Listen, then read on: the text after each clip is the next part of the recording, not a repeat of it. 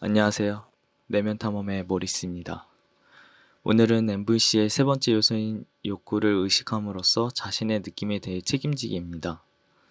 비폭력 대화에서는 느낌의 근원을 욕구로 보고 있으며 타인으로부터 듣기 힘든 말을 들었을 때 욕구를 인식함으로써 그 욕구를 표현하고 충족하는 방법에 대해서 이야기합니다.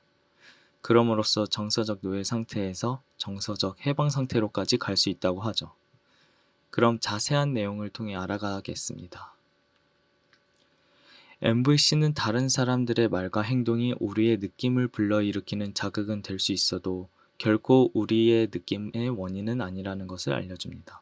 왜냐하면 우리의 느낌은 그 순간 자신의 필요와 기대에 따른 것이기도 하지만 다른 사람의 말과 행동을 어떻게 받아들이기로 선택하는가에도 달려있기 때문이죠.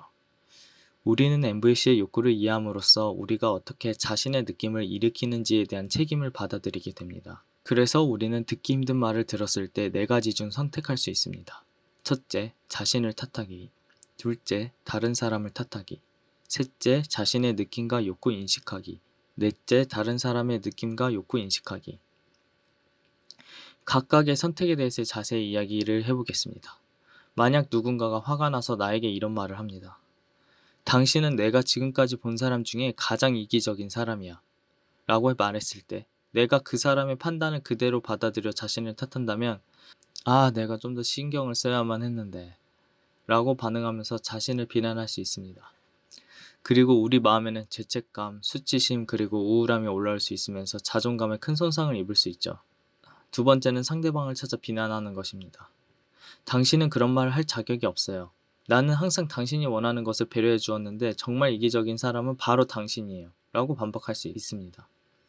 그리고 우리는 분노를 느끼게 될 것입니다. 세 번째 선택은 상대방의 비난을 받아들일 때 자신의 느낌과 욕구에 의식의 빛을 비추는 것입니다. 그러면 우리는 이렇게 대답할 수 있을 것이 당신이 만난 사람 중에서 제가 가장 이기적이라는 말을 듣고 마음이 아팠어요.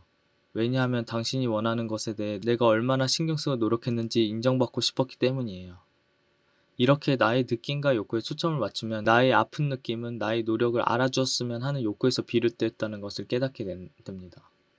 마지막으로 네 번째 선택은 상대방의 느낌과 욕구에 우리 의식에 불을 비추는 것입니다. 당신이 원하는 것에 대해 좀 더 배려받기를 원했기 때문에 실망하셨어요? 이렇게 우리는 상대방의 느낌과 욕구를 인식해서 표현할 수 있습니다. 만약 내가 화난 사람이라고 했을 경우 어떤 표현을 들었을 때 마음이 누그러들 것 같으신가요? 이렇듯 우리는 욕구와 희망, 기대, 가치관 그리고 생각을 인정함으로써 다른 사람을 탓하기보다 각자의 느낌에 대해 책임지는 것을 선택할 수 있습니다. 그리고 우리가 자신의 욕구와 느낌을 잘 연결할수록 다른 사람들이 우리에게 공감으로 반응하기 더욱 쉬워지죠. 그러나 우리는 느낌의 책임을 상대방에 돌려 그 사람이 죄책감을 느끼게 하여 동기로 이용하는 것이 익숙합니다. 만약 부모가 네 성적이 나쁘면 엄마와 아빠는 마음이 아프다 라고 말한다면 부모의 행복이나 불행의 원인이 아이의 행동에 있다고 말하는 것이죠. 언뜻 보면 다른 사람의 느낌에 책임을 지는 것을 배려라고 착각하기 쉽습니다. 그래서 아이들이 부모를 걱정하고 부모가 속상해하는 것을 미안해하는 것을 볼 수 있죠.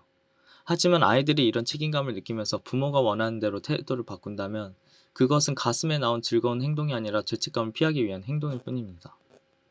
우리가 자신의 느낌에 대해 책임을 숨기는 데 보통 사용하는 말들의 유형을 알아두면 도움이 됩니다. 첫 번째로 주어로 비인칭의 그것 저것을 쓸 때입니다. 우리 회사 소개 책자에 오타가 있으면 그것은 정말 나를 화나게 해. 저것은 나를 정말 짜증나게 해. 두 번째, 다른 사람의 행동만을 나의 느낌의 원인으로 말할 때입니다. 내 생일에 네가 전화를 안 하면 섭섭해. 네가 음식을 남기면 엄마는 걱정스러워. 세 번째, 뭐뭐 때문에 나는 뭐뭇을 느낀다라는 문장에서 뭐뭐 때문에의 주어를 내가 아닌 다른 사람을 말할 때입니다. 당신이 나를 사랑하지 않기 때문에 나는 마음이 아파. 부장이 약속을 지키지 않았기 때문에 나는 화가 난다. 위의 예문들은 나는 무엇이 중요하기 때문에 나는 무엇을 느낀다라는 표현으로 바꾸면 자신의 느낌에 대한 책임 의식을 깊게 할 수 있습니다. 예를 들어 첫 번째 주어로 비인칭의 그것 저것을 쓸 때에서 나는 우리 회사가 전문가라는 인상을 주고 싶기 때문에 회사 소개 책자에 오타가 있으면 나는 정말 화가 난다. 두 번째, 다른 사람의 행동만을 나의 느낌의 원인으로 말할 때입니다. 엄마는 네가 튼튼하고 건강하게 자라기를 원하기 때문에 네가 음식을 남기면 엄마는 걱정스러워. 세 번째, 뭐뭐 때문에 나는 뭐뭇을 느낀다라는 문장에서 뭐뭐 때문에의 주어로 내가 아닌 다른 사람을 말할 때입니다. 나는 이번 주말에 동생을 보러 가려고 오랫동안 기다려왔기 때문에 부장이 약속을 지키지 않아 나는 매우 화가 난다. 이렇게 표현해 볼 수 있습니다. 그럼 조금 더 깊이 들어가서 느낌의 근원인 욕구에 대해 이해하는 시간을 가져봅시다. MVCS는 우리가 다른 사람을 비판하고 비난하고 분석하고 해석하는 것은 자신의 충족되지 않은 욕구를 에둘러서 표현하는 것으로 보고 있습니다. 어떤 사람이 넌 나를 한 번도 이해한 적이 없어 라고 했다면 실제로는 이해받고 싶은 자신의 욕구가 충족되지 않다는 말을 하고 있는 것이죠. 우리가 이렇게 자신의 욕구를 평가, 해석, 이미지 등을 사용해서 간접적으로 표현하면 상대는 그 말을 비판으로 듣기 쉽습니다. 상대방이 비판이나 비난으로 들리면 자기 방어에 나서서 반격을 하게 됩니다. 따라서 우리가 다른 사람들로부터 공감받기를 원하면 그 사람의 행동을 비판하거나 분석하는 식의 우리의 욕구를 표현한다면 도리어 역효과를 내죠. 만약 우리가 우리의 느낌과 욕구를 좀 더 직접적으로 연결할 수 있다면 상대방은 더 쉽게 우리의 욕구에 연민으로 반응하게 될 것입니다. 그러나 자신의 욕구를 인식하여 표현하는 것을 비판적으로 보는 사회에서 욕구를 표현하는 것은 두려운 일이 될 수 있습니다. 특히 여성들은 그런 비판에 더 민감하죠. 지난 수백 년간 여성의 이미지는 다른 사람을 돌보기 위해 자신의 욕구를 부인하고 희생하는 모습이었으니까요. 좀 더 이해를 돕기 위해 한 가지 사례를 소개하겠습니다. 한 번은 한 어머니께서 여성들이 자신의 욕구를 표현하는데 얼마나 두려움을 느끼는지에 대해 이야기하는 모임에 참가하신 적이 있다. 그런데 어머니는 갑자기 일어나 밖으로 나가시더니 한동안 돌아오지 않으셨다.